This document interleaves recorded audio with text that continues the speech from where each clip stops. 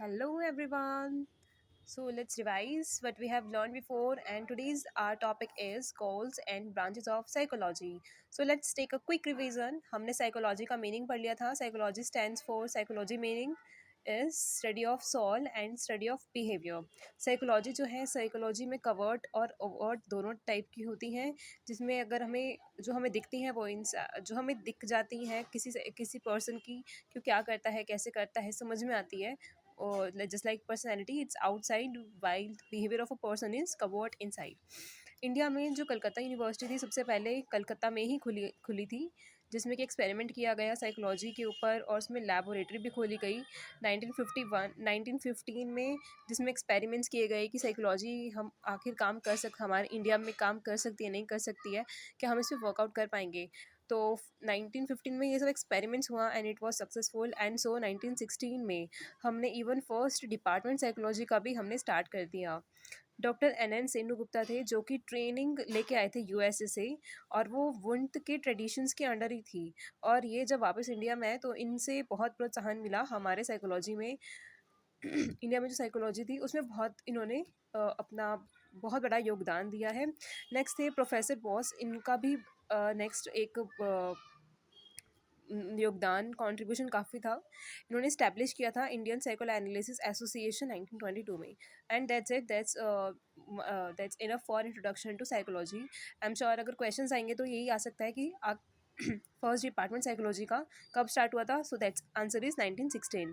USA से कौन train लेके आया था और जिन्होंने बहुत कंट्रीब्यूशन दिया है. So this is doctor N Sengupta. और वो कौन थे जिन्होंने साइको एनालिसिस एसोसिएशन इंडिया में इस्टेब्लिश किया था. So the name is professor Bose. और कब किया था 1922. और वो कौन सी फर्स्ट यूनिवर्सिटी थी और कहाँ खोली गई थी. So the answer is Calcutta university थी. कलकत्ता में ही खोली गई थी. एंड कई बार ये पूछ सकते हैं कि आखिर जो वर्ड है साइकोलॉगोस उसमें साइको ग्रीक के अकॉर्डिंग उसे क्या बोलते हैं. So this is psyche meaning is soul. और जो लॉगी है साइकोलॉजी लॉजी किससे बना है. लोगोस से. लोगोस कहाँ से लिया गया है. ग्रीक वर्ड से. लोगोस का mean study and so that's that combines makes as study of soul. So now today we will learn about goals and branches of psychology. हमारा टारगेट ये डीएसबी पीआरटी एग्जाम्स के लिए है. Those candidates who are preparing for DSB PRT exams they can I am sure it will be very helpful for them. वैसे ये हमारा एक base है जो आगे पढ़ने के लिए हमें काम में आएगा. Otherwise you can skip this part as well. But yes if you will learn this तो आपको ये पता चलेगा कि आखिर साइकोलॉजी कितने टाइप्स की है as it's a part of psychology. So you must know cognitive. First is cognitive psychology. इसमें क्या आता है हमारा सारा मेंटल प्रोसेस आता है. मेंटल प्रोसेसेस में क्या आता है कि आखिर जब हम बात करते हैं कॉग्निटिव साइकोलॉजी की मेंटल प्रोसेस आता है जिसमें हम बात करते हैं कि आखिर हमने किस ज्ञान को किस तरह से हम पहचान रहे हैं ले रहे हैं उसको हम प्राप्त करते हैं और फिर उसको हम ट्रांसफ़र करते हैं. Some of the major cognitive processes हमारे क्या होते हैं वो हमारे reasoning memory perception attention problem solving decision making और लैंग्वेज.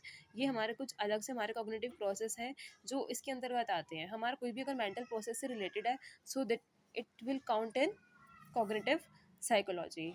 और इन सब चीज़ों को स्टडी करने के लिए कि आखिर कोई कैसे मेमोरी रिटेंशन हो रही है परसेप्शन कैसे हो रहा है इसके लिए लेबोरेटरी में ही जो साइकोलॉजिस्ट हैं उसको डील करते हैं पूरा अच्छे से अध्ययन करते हैं. So next is biology psychology. Biology psychology किसे डील करता है बिहेवियर एंड फिजिकल सिस्टम से. What does it mean.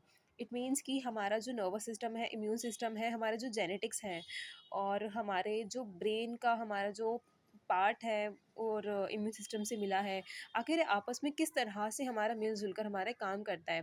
तो इसके लिए हमेशा याद रखिएगा बायोलॉजी एक ऐसा कॉन्सेप्ट है जिसमें हमेशा कंबाइन होकर साइकोलॉजिस्ट काम करते हैं. जैसे कि अगर न्यूरो साइंटिस्ट हैं और न्यूरो साइंटिस्ट क्या काम करता है. अब न्यूरो साइंटिस्ट आएगा तो न्यूरो साइंटिस्ट साइकोलॉजिस्ट के साथ मिलकर इसमें भी काम करेंगे.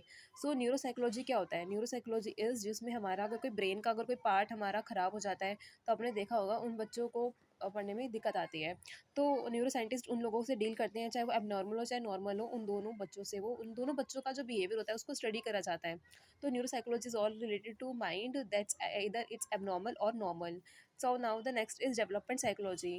Development psychology is totally depend upon how we became what we are. अब तक हमारी ग्रोथ कैसी हुई, डेवलपमेंट कैसे हुई है, इसको स्टडी करना, ये सारा का सारा हमारा डेवलपमेंट साइकोलॉजी में आता है। इसमें हमारे इंटेलिजेंस, कॉग्निशन, इमोशंस और हमारी अब तक फिजिकल सोशल साइकोलॉजिकल चेंजेस कैसे हुए हैं, ये सभी पार्ट्स इसमें आते हैं।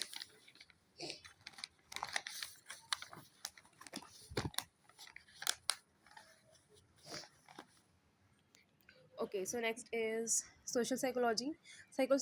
Social psychology is और related to social environment related. अब आपने देखा होगा हमारे आसपास जितने भी हमारे अगर अम,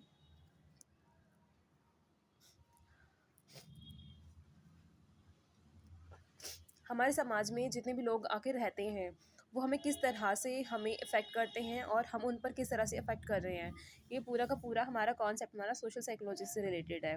नेक्स्ट इज़ इन्वायरमेंटल साइकोलॉजी।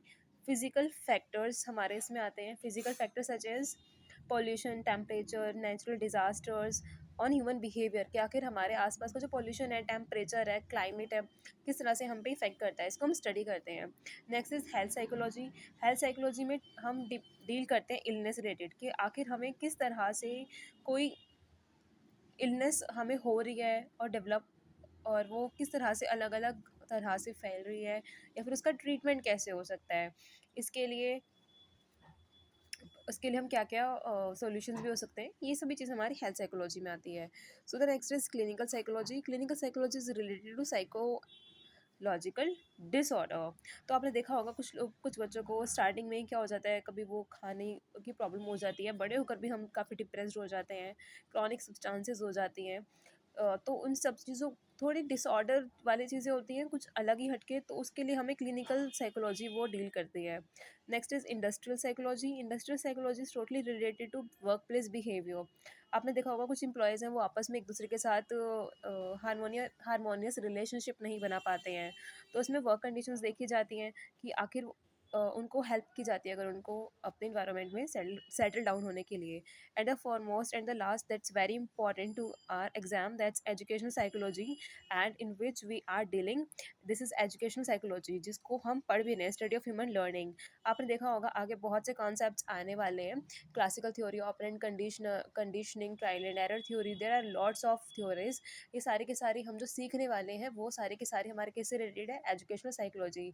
आखिर अगर टीचर बनना है, टीचर क्यों बन रहे हैं भाई, हमें बच्चों को पढ़ाने के लिए, और पढ़ाने के लिए तो हमें पढ़ना ही पड़ेगा कि आखिर कैसे हमें पढ़ाना है, उनको अगर कोई प्रॉब्लम आती है तो कैसे हम उसको फेस कर सकते हैं। So that's all related to educational psychology, and I hope that आपको ये सेशन पसंद आया होगा। इफ अगर आपको पसंद आया then do please like, either you subscribe और not, then do please give a thumbs up अगर आपको पसंद आता है। Then thank you so much and have a good day.